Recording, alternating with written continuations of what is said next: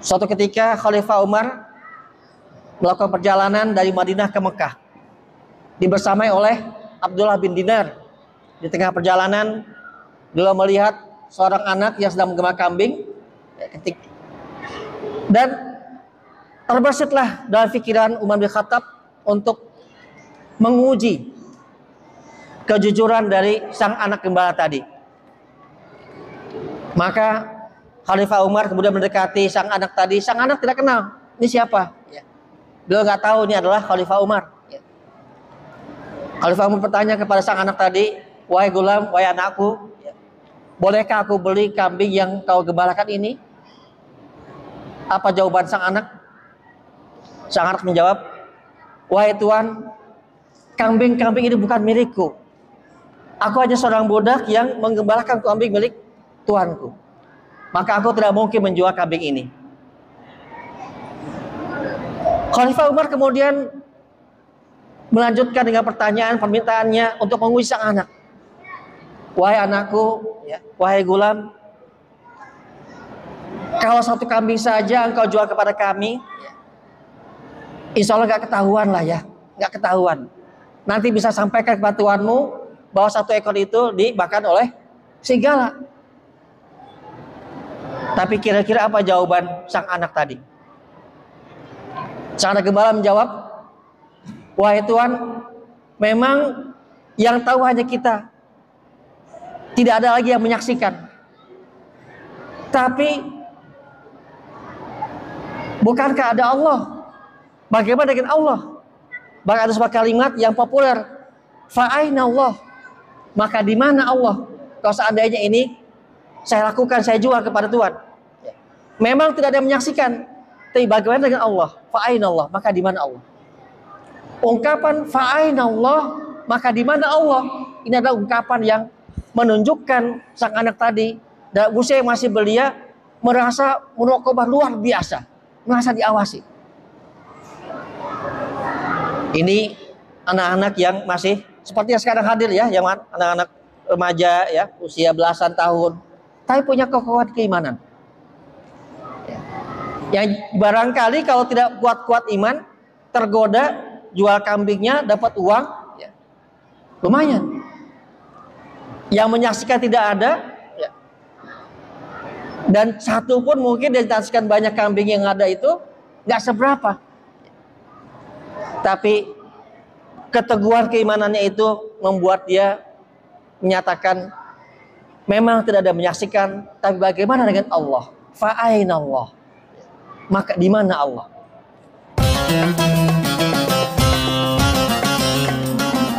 Assalamualaikum warahmatullahi wabarakatuh.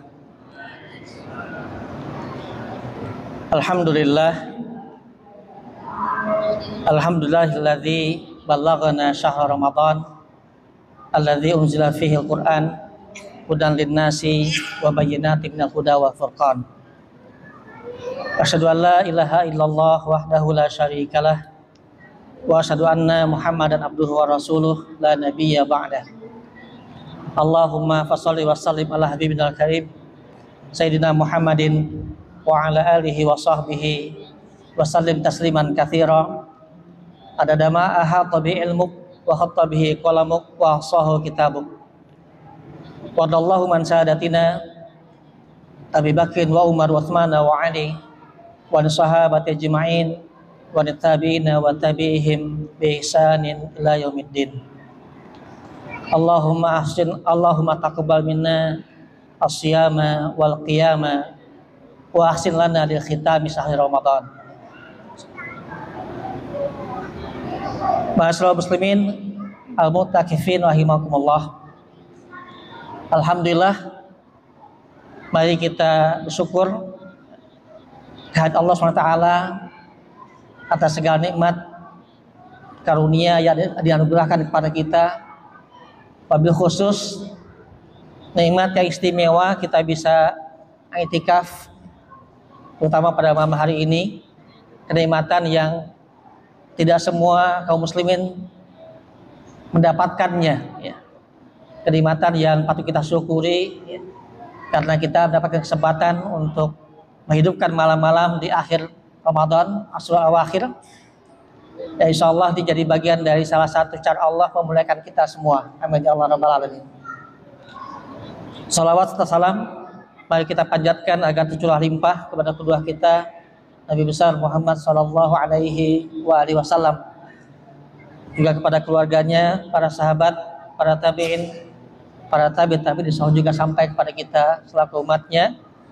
Ya senantiasa kita juga berharap dengan demikian Allah perkenankan kita mendapatkan syafaatul uzma yang akhir nanti. Amin ya Allah rabbal alamin. Hadirin rahimakumullah.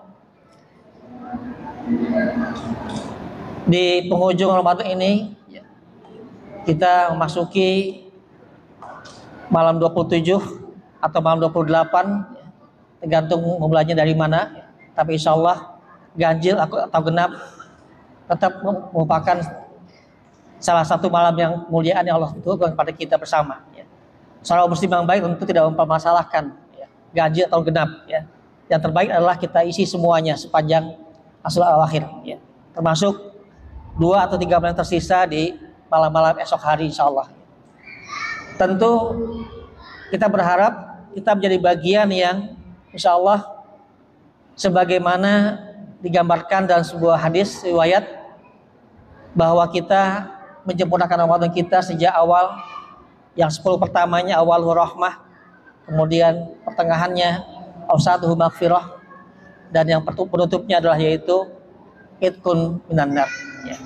Atau riwayat lain yang kemudian menyempurnakan ketiga-tiganya, baik itu rahmahnya, maghfirahnya, dan itqun minan narnya untuk keseluruhan Ramadan.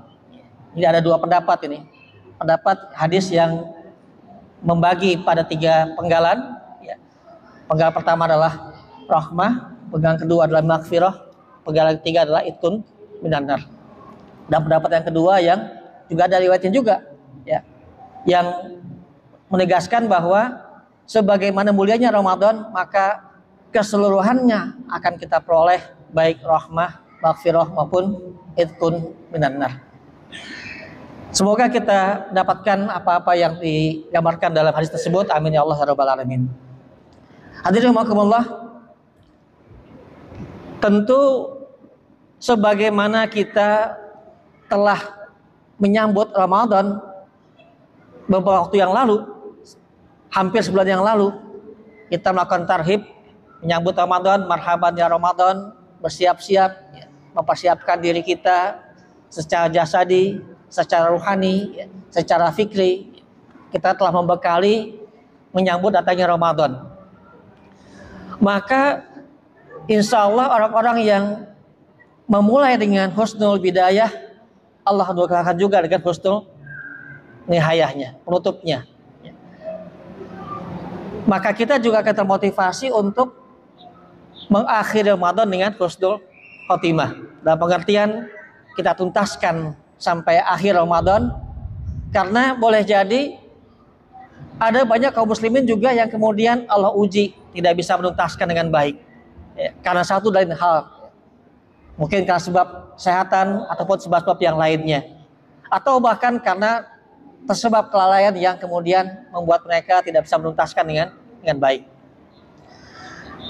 Hadirin rahimakumullah, maka bagaimana cara kita kalau mengikuti para salafus soleh dalam mengakhiri Ramadan?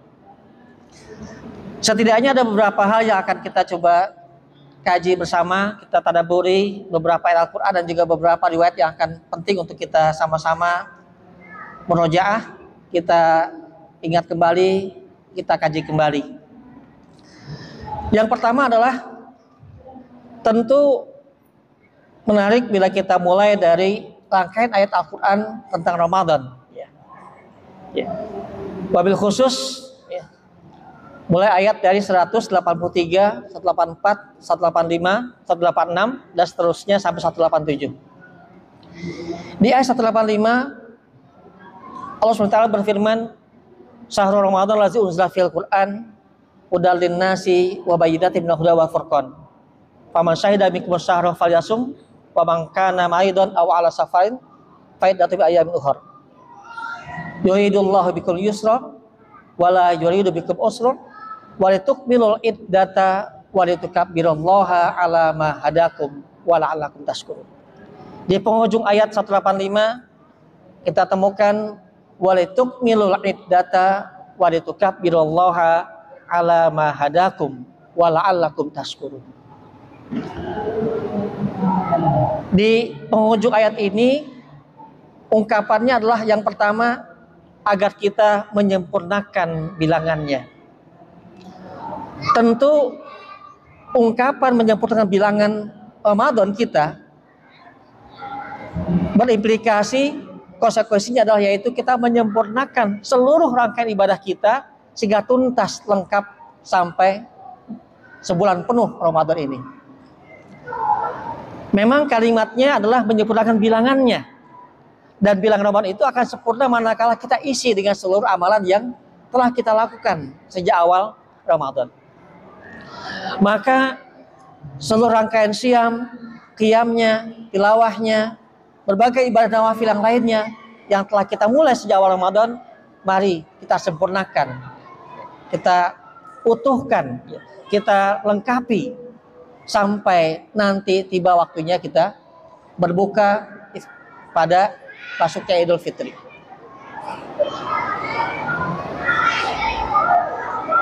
Kadang-kadang ada sebagian daerah yang punya tradisi tidak tuntas sampai akhir. Di kampung saya dulu, ya, di Sumatera sana, itu ada tradisi yang kadang-kadang mengganggu kesempurnaan ibadah Ramadan. Kenapa? Ada satu tradisi satu hari menjelang Ramadan Idul Fitri itu ada namanya perayaan membantai, memotong kerbau dan sapi besar-besaran. Dan sebagian karena sibuknya menyembelih sapi dan kerbau, maka sebagian kemudian sampai berbuka. Gara-gara kesibukan yang luar biasa untuk menyambut Idul Fitri, kebutuhan Idul Fitri. Dan itu tradisi waktu itu. Karena itu kemudian alangkah ruginya seorang muslim, kita yang telah susah payah sejak awal Ramadan menyiapkan berbagai amal ibadah, mengisinya sepanjang siang dan malam dengan siam dan qiyam, ya, ingat iman waktu saban, maka alangkah rugi jika kemudian tidak tuntas sampai ke akhirnya. Saya mendapatkan ilustrasi cerita kita ini ibarat orang-orang atlet yang berlari maraton.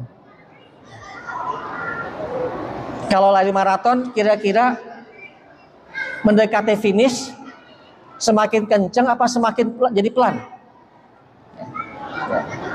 Nah, insya Allah yang di sini semua adalah yang semakin kencang, semakin banyak amalnya. Walaupun mungkin sebagian saudara kita sudah mulai melemah ibadahnya, masjidnya mengalami kemajuan, safnya maju, yang tarawih berkurang, yang tilawah tadarusannya juga berkurang, yang subuh berjamaah juga berkurang. Itu sebagian. Tapi saya percaya, saya bahagia sekali masjid kita ini luar biasa. Allah berikan keberkahan dengan jamaah yang luar biasa, antusias, makmur dengan ansitah Ramadan yang insya Allah berkahi. Hadirin rahimakumullah, ini yang pertama. Yang kedua, ungkapan berikutnya adalah walitukabbirullaha ala ma hadakum. Ungkapan ini tidak cuma sekedar pentingnya kita menyambut Idul Fitri dengan banyak bertakbir,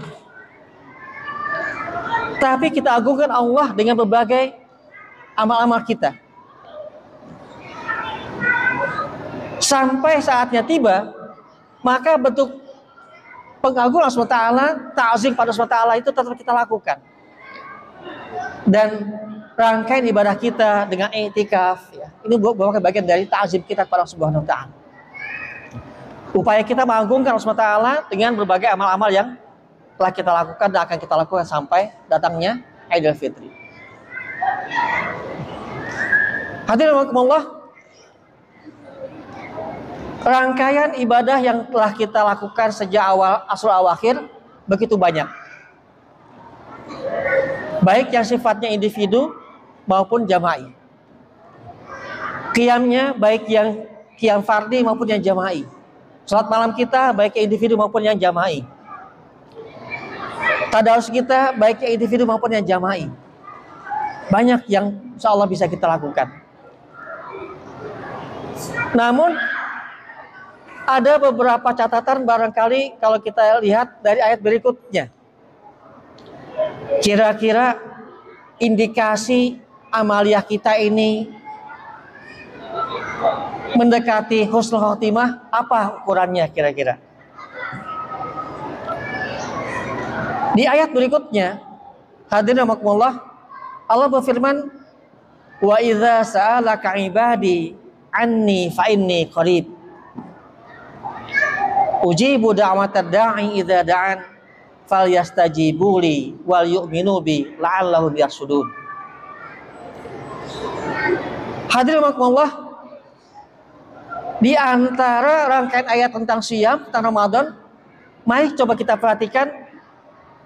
Barangkali kita merasakan ada sesuatu yang unik, yang aneh. Seakan-akan tiba-tiba ayat 186 bicara tentang adab berdoa dan sebagainya. Padahal sebelumnya dan setelahnya itu ayat yang eksplisit tentang ahkam, tentang siyam Ramadan. Tapi perhatikan ayatnya, wa idza sa'alaka ibadi anni fa inni qarib.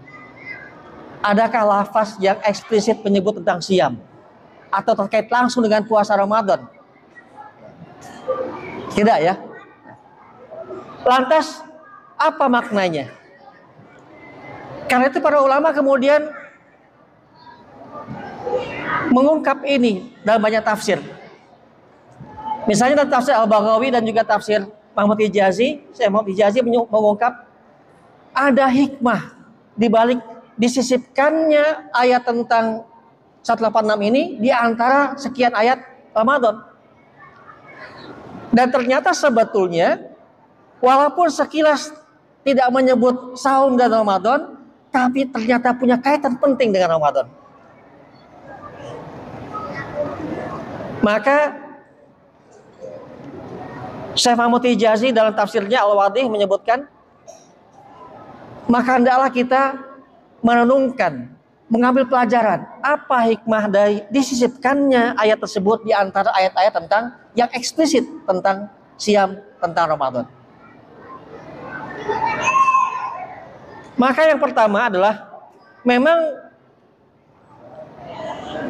ayat ini kalau dilihat dari asbab nuzulnya ada beberapa riwayat. Di antaranya yang populer adalah yaitu suatu ketika beberapa sahabat datang kepada Nabi dan bertanya, aqaribun rabbuna fadunajihi am ba'idun fadunadihi ya Nabi Allah.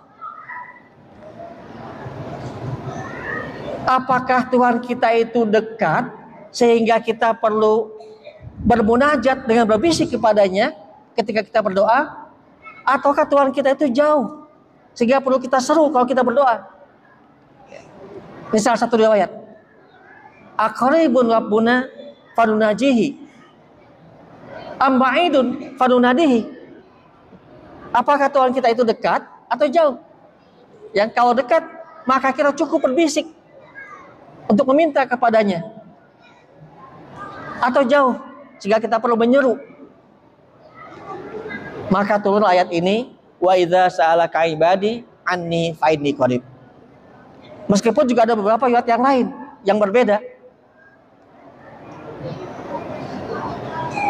Menurut riwayat ini berarti memang ayat ini bicara tentang bagaimana adab dalam berdoa. Tapi ada ungkapan yang menarik, bahwasanya ungkapan katakan ya Muhammad anni fa inni qarib, bahwa aku terdekat kata Allah,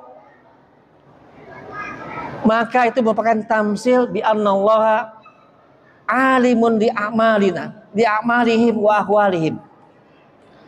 Menegaskan bahwasanya ungkapan bahwa Allah dekat itu adalah tamsil, ungkapan perumpamaan yang menegaskan bahwa Dialah Allah zat yang maha mengetahui akan segala amal-amal kita dan segala kondisi kita.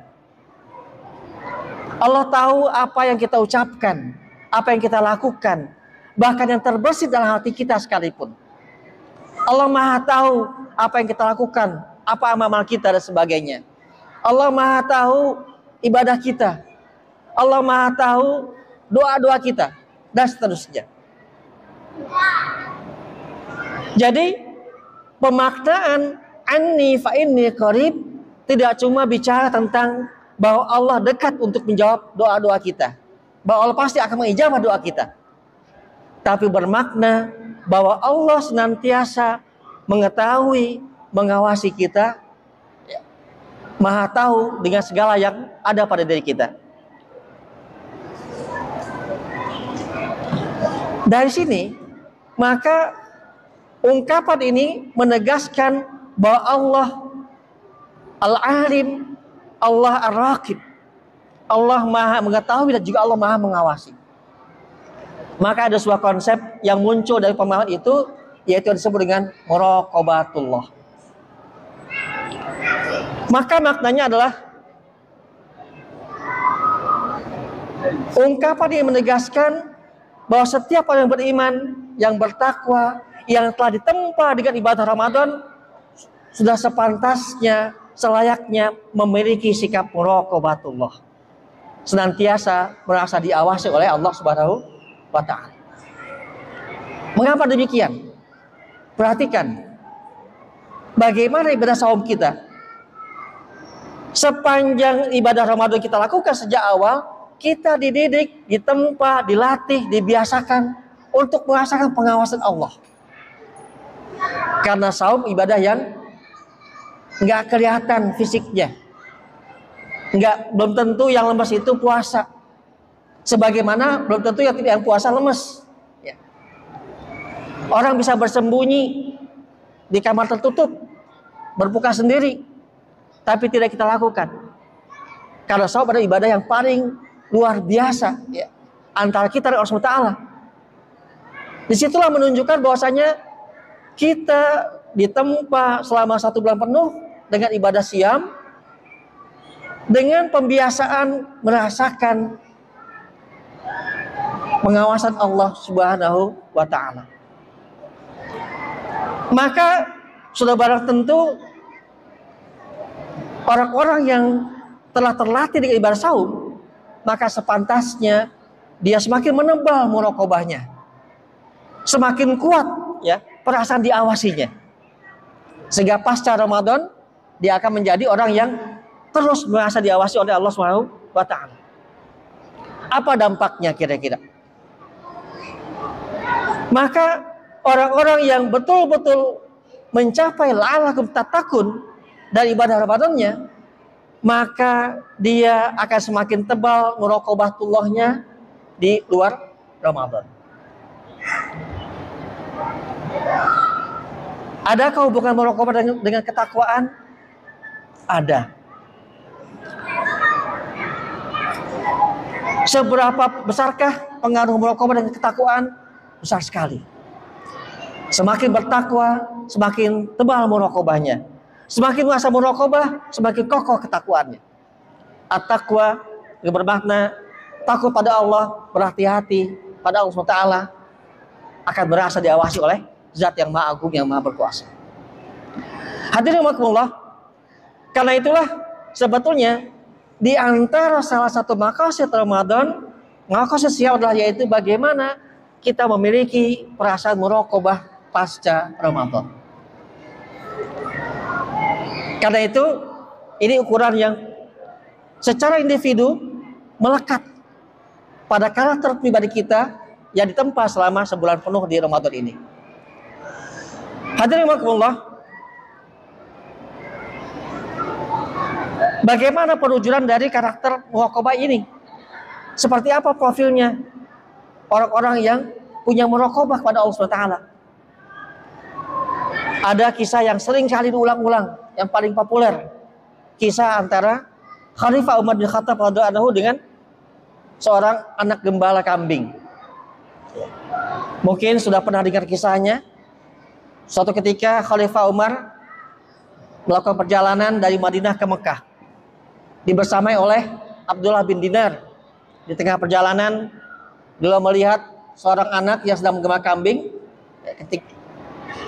dan terbesitlah dalam pikiran Umar bin Khattab untuk menguji kejujuran dari sang anak gembala tadi. Maka Khalifah Umar kemudian mendekati sang anak tadi. Sang anak tidak kenal, ini siapa? Beliau nggak tahu ini adalah Khalifah Umar. Khalifah Umar bertanya kepada sang anak tadi, wahai gulam, wahai anakku, bolehkah aku beli kambing yang kau gembalakan ini? Apa jawaban sang anak? Sang anak menjawab, wahai tuan, kambing-kambing ini bukan milikku. Aku hanya seorang budak yang menggembalakan kambing milik tuanku. Maka aku tidak mungkin menjual kambing ini. Khalifah Umar kemudian melanjutkan dengan permintaannya untuk menguji sang anak. Wahai anakku, wahai gulam, kalau satu kambing saja engkau jual kepada kami, insya Allah gak ketahuan lah ya, gak ketahuan. Nanti bisa sampaikan kepada tuanmu bahwa satu ekor itu dimakan oleh serigala.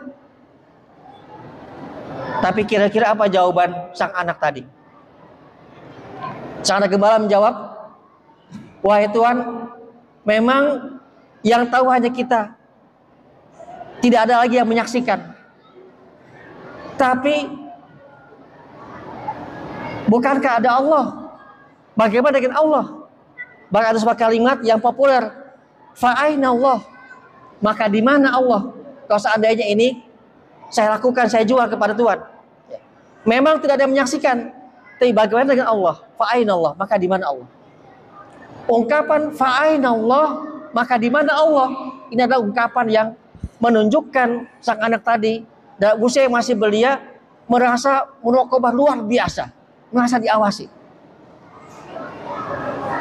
Ini anak-anak yang masih seperti yang sekarang hadir ya, yang anak-anak remaja ya, usia belasan tahun, tapi punya kekuatan keimanan. Yang barangkali kalau tidak kuat-kuat iman, tergoda jual kambingnya dapat uang, lumayan. Yang menyaksikan tidak ada, dan satu pun mungkin dia saksikan banyak kambing yang ada itu nggak seberapa. Tapi keteguhan keimanannya itu membuat dia menyatakan memang tidak ada menyaksikan, tapi bagaimana dengan Allah? Fa'aina Allah, maka di mana Allah? Hadirin Allah, ini contoh profil yang ada pada masa itu. Anak kecilnya seperti itu. Bayangkan bagaimana para sahabat yang dewasa yang lain. Pertanyaannya, kira-kira kalau kita ada di situ, kita akan bersikap seperti apa? Atau kalau mayoritas remaja kita ada di situ, kira-kira akan seperti apa jawabannya? Nah, karena itu, hadirin Allah, maka kita membutuhkan agar perasaan muraqabah ini betul-betul tumbuh kokoh kuat dalam hati setiap kaum muslimin yang menjadi buah dari Ramadan kita. Tapi mengapa bangsa kita, masyarakat kita pada hari ini tidak semua sekokoh seperti itu? Pertanyaannya, mengapa? Padahal Ramadan dari tahun ke tahun diselenggarakan. Umat Islam berpuasa dari tiap tahun ke tahun. Jangan-jangan karena ibadah Ramadan tidak tuntas sampai akhir. Jangan-jangan yang ibadahnya Ramadannya itu betul-betul sempurna sampai akhir, husnul khatimah, adalah minoritas dari sekian banyak umat Islam.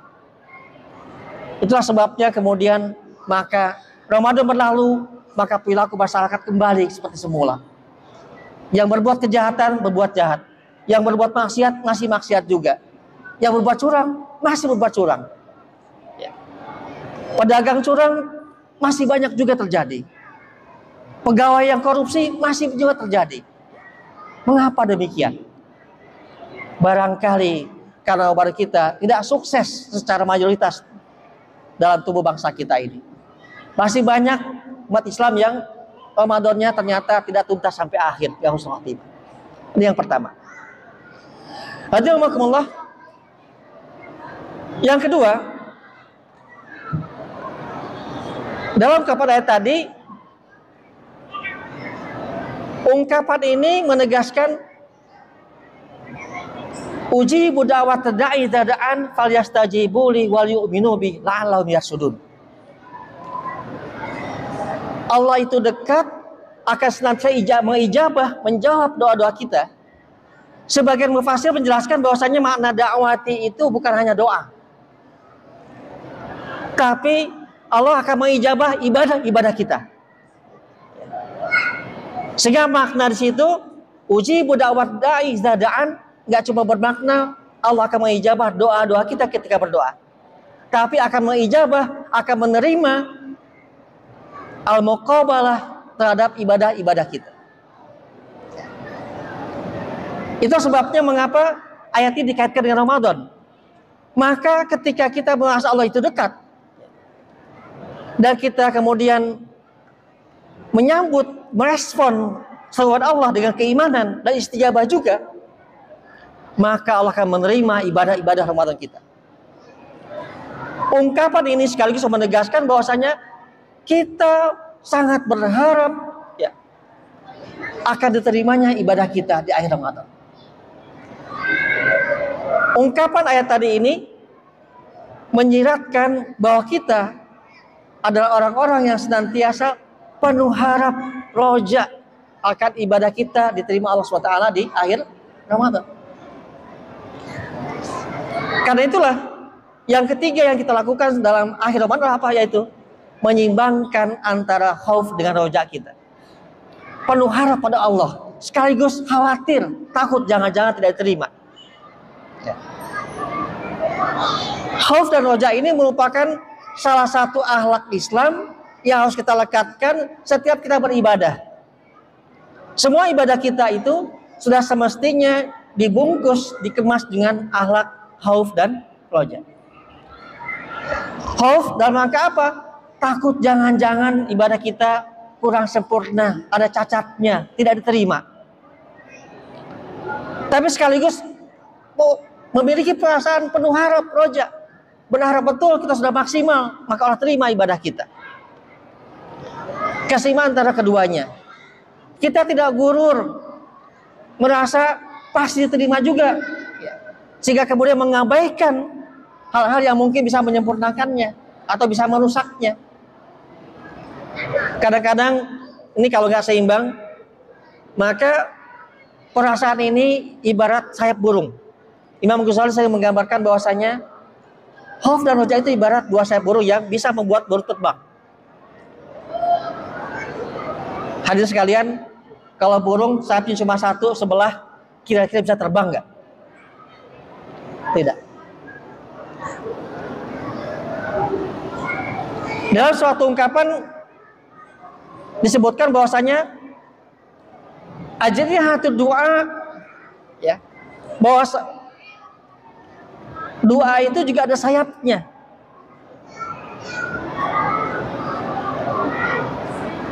Doa itu ada tempat-tempat yang mawaqit mustajabah, ada waktu yang mustajabahnya, ada juga rukunnya, tapi juga ada ajniyahnya, sayap-sayap akan membawanya.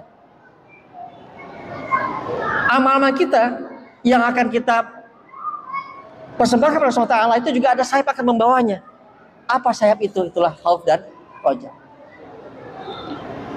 Amal kita akan terbang, ya, kepada Allah Ta'ala, dibawa, disempurnakan dengan khauf dan roja. Maka di akhir-akhir Ramadan ini, maka mari munculkan, tumbuhkan, rasakan. Kadang-kadang ada perasaan khauf, perasaan takut jangan-jangan kita tidak terima ibadah kita. Yang ini apa indikasinya? Indikasinya kita semakin berhati-hati, semakin menjaga, jangan sampai rusak. Kita berusaha tidak ceroboh terhadap yang merusak puasa kita, yang merusak amal kita. Berhati-hati betul, ya. Karena kita khauf, kita khawatir, takut jangan-jangan sampai kemudian apa yang kita lakukan ternoda, ya, rusak. Mungkin oleh ria, mungkin oleh berbagai penyakit yang lainnya. Maka kita jaga. Kadang-kadang godaan bagi orang-orang yang beribadah itu ada penyakit gurur, tertipu. Merasa sudah banyak beribadah. Ya. Mungkin betul kita banyak beramal soleh, banyak beribadah, tapi hati-hati jangan gurur. Jangan merasa sudah banyak, sehingga kemudian timbul perasaan yang merendahkan orang lain. Ah, saya sudah banyak amalnya, yang lain cuma sedikit. Muncul perasaan gurur sih. Hati-hati. Ini bagian dari ketika kita memiliki sikap khauf. Sekaligus kita juga roja penuh harap. Apa implikasinya, apa wujudnya, apa bentuknya, maka kita minta pada Allah berulang-ulang agar Allah terima ibadah kita. Itulah doa kita. Perbanyak. Allahumma innaka afuwwun tuhibbul afwa fa'fu anna. Nas'aluka jannah wa na'udzubika minan nar dan seterusnya. Doa-doa kita yang meminta, membujuk Allah, merayu pada Allah SWT agar amal kita disempurnakan dan diterima. Makin banyak berdoa. Karena itu kemudian para ulama juga menyebutkan ayat 108 ini sekaligus menegaskan bahwa kita memasuki akhir Ramadan justru semakin banyak berdoa. Wa idza sa'alaka ibadi anni fa inni qarib ujibu da'watad da'i idza da'an. Ketika dimaknai sebagai doa, maka berarti di akhir Ramadan kita memperbanyak doa. Itu sebabnya maka di antara amal yang paling utama asul awahid adalah yaitu doa yang paling mudah yaitu Allahumma innaka afuwun tuhibbul afwa fa'fu anna. Itu kita perbanyak doa yang serupa itu. Dan itu bagian dari bahwa kita roja pada SWT. Kita roja agar amal kita diterima oleh Allah SWT. Maka sempatkan perbanyak doa-doa seperti itu yang serupa itu. Ini yang ketiga. Kemudian hadirin rahimakumullah, maka kalau kita perhatikan doa-doa yang serupa itu yang banyak kita lakukan, yang kita baca, ya, kita perbanyak. Doa-doa yang serupa itu sekaligus menunjukkan betapa rojanya kita kepada Allah SWT, ya, betapa rendahnya kita di mata Allah SWT, betapa kita sangat berharap agar amal kita diterima oleh Allah SWT. Ini yang ketiga. Kemudian yang keempat, bagaimana kita mengakhiri Ramadan dengan husnul khotimah? Yang keempat adalah yaitu mari persiapkan wadah Ramadan. Mari persiapkan wadaan di Ramadan. Bagaimana perpisahan dengan Ramadan? Seperti halnya dulu kita di awal Ramadan kita tarhib Ramadan, ya. Maka kita juga akan penting sekali untuk melakukan perpisahan dengan Ramadan. Bagaimana caranya? Hadirin rahimakumullah, para ulama salafus saleh kita senantiasa mentradisikan wadaan di Ramadan. Bahkan ada satu kitab khusus yang ditulis oleh Ibnu Jauzi, ya. Kitab tipis, ya, kutaib, buku kecil yang judulnya Wadaan Ramadan. Termasuk juga Imam Ibnu Rajab Al-Hambali juga menulis satu bab khusus di antara 6 majelis dalam bahasa Lataiful Ma'arif, ya. Maka satu bagian khusus beliau sebut bahasa adalah yaitu majalis wadaan Ramadan. Satu dari 6 pembahasan penting pada pembahasan di kitab Lataiful Ma'arif pada bab Syahrul Ramadan. Apa kata beliau?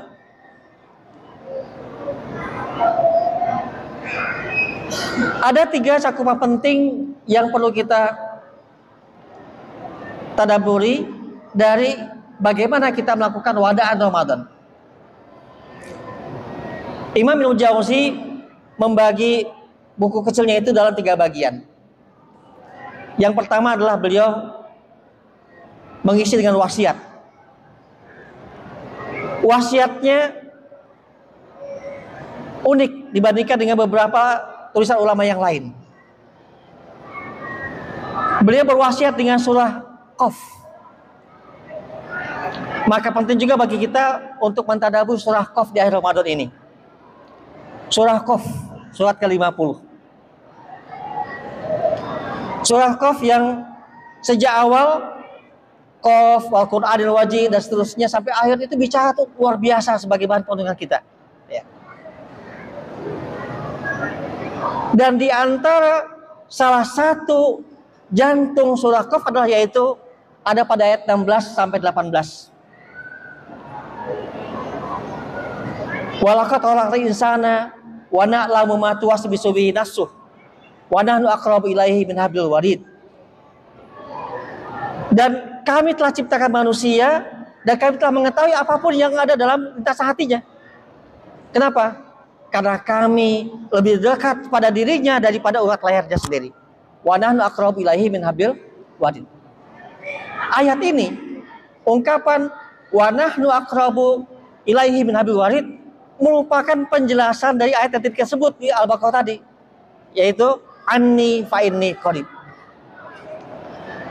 Karena itulah kemudian banyak mufasir mengaitkan kedua ayat tadi.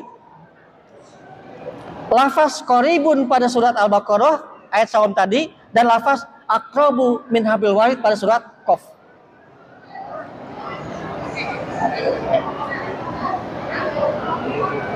Maka di antara wasiat yang beliau sampaikan adalah bagaimana kita diajak bertafakur, berenung tentang bagaimana Allah telah akan senantiasa terus mengawasi kita.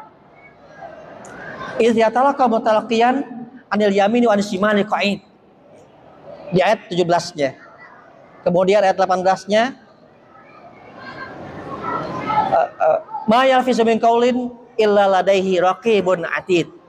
Dan tidak ada sedikit pun yang muncul ucapan kita kecuali dicatat oleh malaikat raqib dan atid. 3 ayat yang sama dengan ayat yang tadi kita bahas di depan, yaitu berkaitan dengan muraqabah, pengawasan Allah Subhanahu wa taala. Di ayat Al-Baqarah lafaznya bahwasanya Allah itu anni fa inni qarib, tapi surat Qaf dengan ungkapan wa nahnu aqrabu ilaihi min hablil warid. 2 ayat dalam 2 surah yang berbeda, tapi bicara tentang konsep yang sama, yaitu tentang muraqabatullah, pengawasan Allah Subhanahu wa taala. Perasaan senantiasa diawasi oleh Allah Subhanahu wa taala. Inilah yang beliau ajak untuk sebagai bahan panduan kita.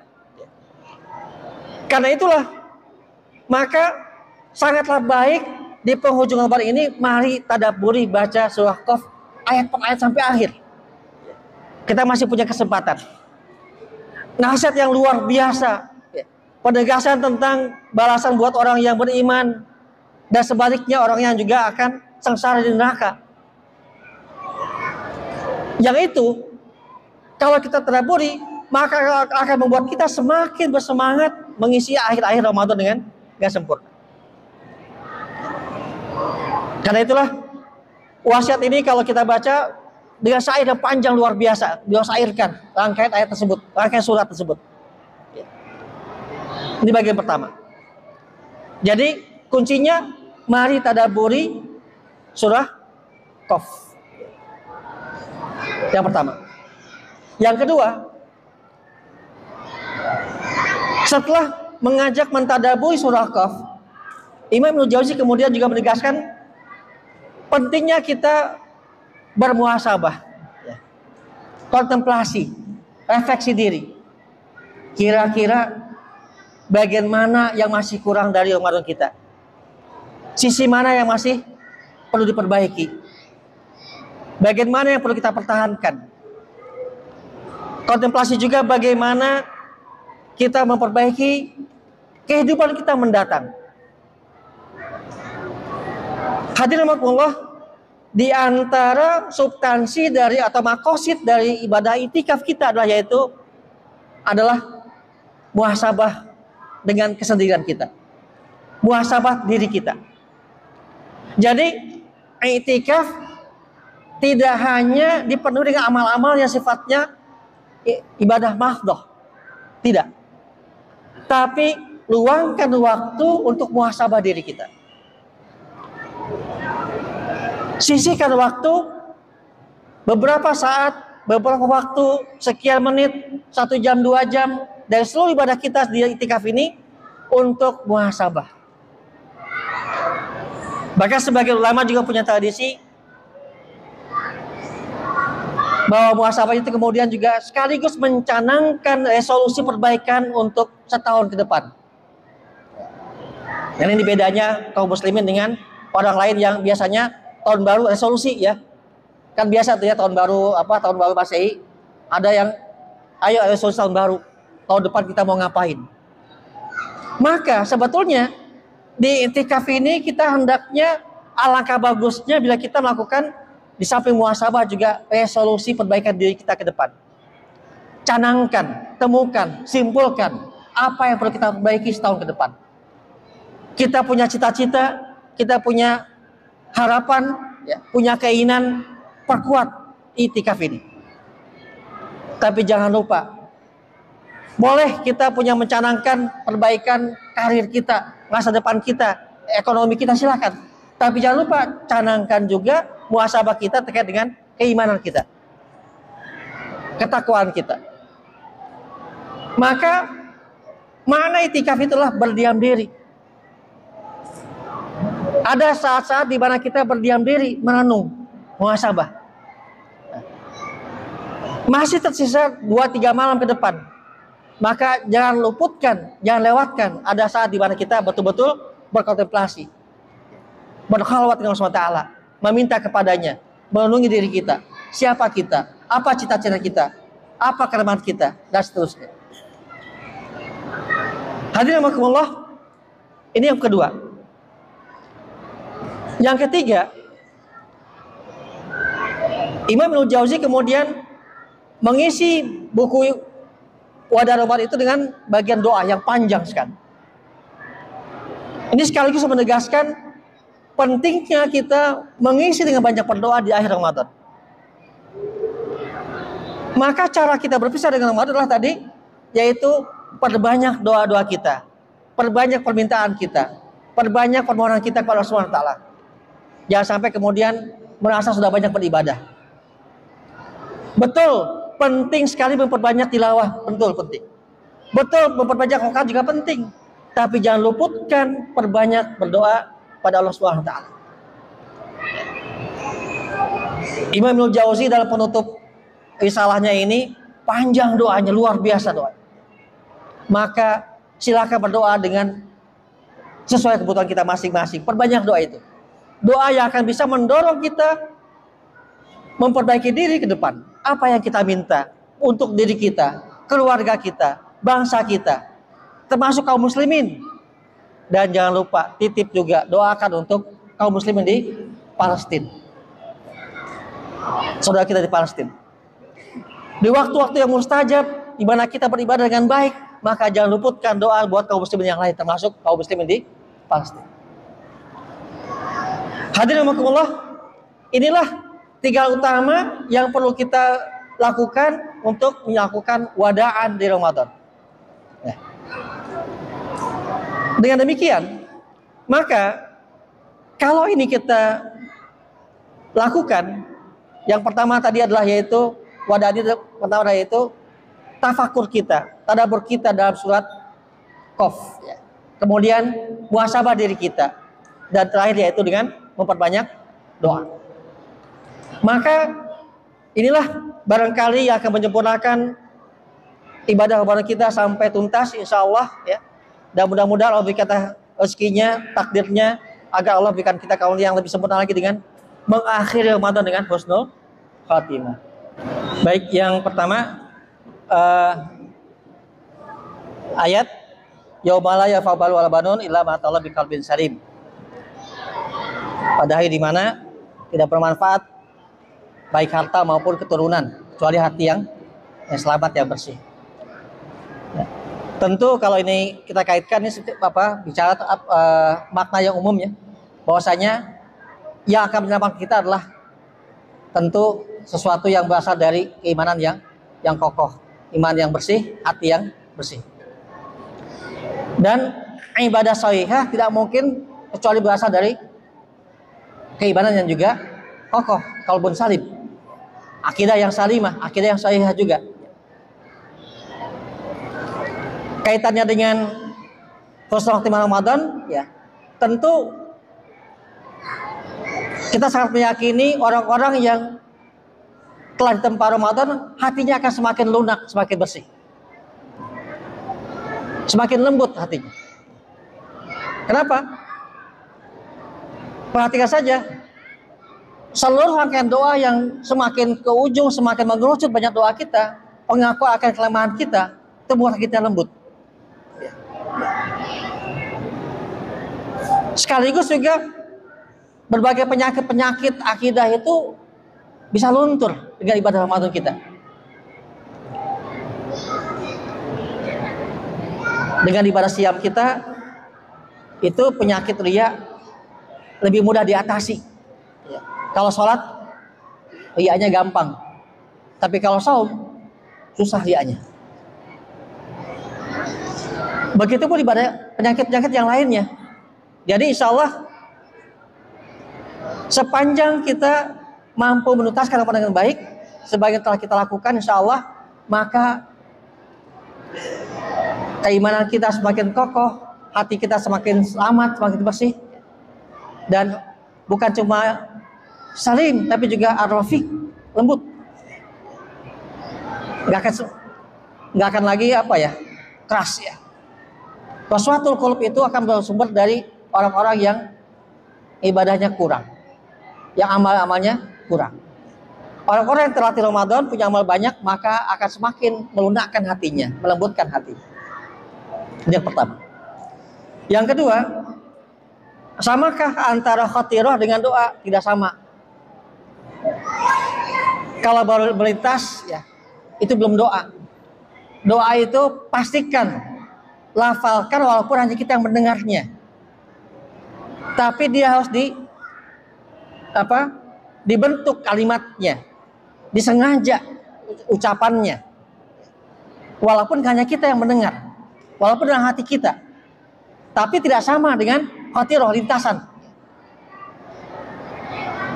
Tujuan doa itu adalah bagaimana Allah meminta kita menyengaja untuk mengakui kelemahan kita dan meminta kepadanya. Kalau lintasan pikiran, khatirah, itu belum tentu ngaku, bisa berubah-ubah. Tapi dengan doa, maka kita membentuk khatirah itu menjadi sebuah keinginan, permintaan, permohonan, ajuan. Ya Allah, biasanya doa kita kan mencakup 3 hal biasanya, doa yang baik itu. Yang pertama, doa itu memuji Allah dulu, mengungkap keagungan Allah, nama-nama Allah dan sebagainya. Yang kedua, kelemahan kita. Yang ketiga, baru kita minta. Ungkapan ini akan menegaskan bahwasanya rangkaian doa kita pasti sesuatu yang sudah terbentuk secara sengaja, secara sadar, kita minta pada Allah. Sehingga gak sama dengan khatirah, dengan lintasan pikiran. Coba perhatikan doa kita. Ada gak doa yang cuma langsung minta saja? Di awal minimal tahmid, alhamdulillah, memuji Allah. Lebih lengkap lagi kita sebut nama Allah, keagungannya, berbagai sifat-sifatnya, macam-macam, panjang. Ya, kadang-kadang lebih panjang takzim kita ketimbang permintaan kita. Itulah adab kita dalam berdoa. Karena itu, dengan berdoa itu sekaligus menegaskan bahwa kita mengakui kekurangan kita, kita minta langsung pada Allah. Karena ini nggak sama dengan khatirah. Jadi jangan merasa kalau sudah terlintas berarti sudah doa, belum. Ya. Kenapa? Karena belum tentu khatirah itu sebagai pengakuan permintaan kita. Ya. Dia belum kokoh sebagai permintaan, belum jejak. Karena itu perlu dipertegas dengan ungkapan kita, baik dalam hati ataupun dalam secara lisan, ya, ditalafuzkan silahkan. Tapi bukan sekedar lintasan pikiran, khatirah. Demikian barakallahu insyaallah. Memang itu substansi dari salah satu hadis Nabi yang sering kita dengar. Man kana yu'minu billahi wal akhir falyaqul khairan aw liyasmut. Kalau bisa yang keluar dari lisan kita kata-kata yang baik, kalimat yang baik. Jangan sampai kemudian jadi kalimat yang buruk, kata-kata yang buruk dan sebagainya. Betul? Ini bisa apa? Secara ilmu pengetahuan juga ini merupakan apa ya? Sugesti buat diri kita. Sekaligus doa. Jadi ini bisa dijelaskan juga dengan berbagai aspek. Dari sisi keimanan kita ini merupakan doa, dari sisi pengetahuan juga ini merupakan sugesti. Jika sugesti buruk, bahaya buat kita. Karena itu banyaklah hal yang positif dan berbagai hal. Ungkapan kepada anak-anak kita, ya, keluarga kita, rekan-rekan kerja kita dan sebagainya, maka perbanyak ungkapan-ungkapan yang positif, yang baik. Perkataan yang baik adalah merupakan sesuatu yang tidak tergantikan. Perkataan yang buruk bisa merusak bahkan amal-amal kita. Ini mungkin beberapa hal yang termasuk juga perkataan yang buruk bahkan juga merusak sedekah kita, ya sedekah kita kalau diikuti dengan perkataan yang buruk. Memberi sesuatu yang baik tapi diikuti dengan perkataan buruk juga akan merusak. Shadaqatun yuha ada.